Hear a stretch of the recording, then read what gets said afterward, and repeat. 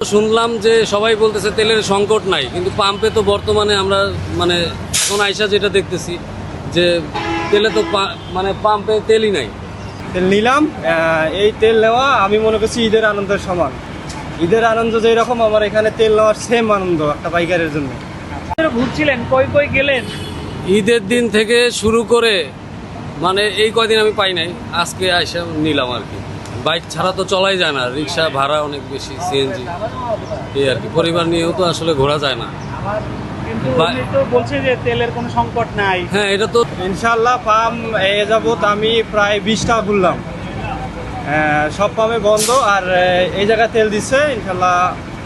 শুনলাম যে সবাই বলতেছে তেলের সংকট নাই, কিন্তু পাম্পে তো বর্তমানে আমরা মানে এখন আইসা যেটা দেখতেছি যে তেলে তো মানে পাম্পে তেলই নাই। গতকালকেও বন্ধ ছিল, এই 3-4 দিন ধরে পাম্পে তেলই নাই, তো বাইক ছাড়াই ঘুরতে হয়েছে ঢাকা সিটি। এইভাবে আসলে সম্ভব না। এখন তেল পায় কেমন লাগছে? আলহামদুলিল্লাহ ভালো।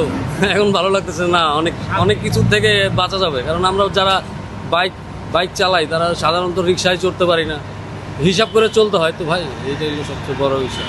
ঠিক আছে। তেল যদি সবসময় পাওয়া যায় তাহলে আলহামদুলিল্লাহ ভালো। যেমন খবরে বলতেছে, সবাই বলতেছে তেলের জাহাজ আসছে, তো আমাদের সার্ভিসটা আমরা যাতে পাই পাম্পে এসে।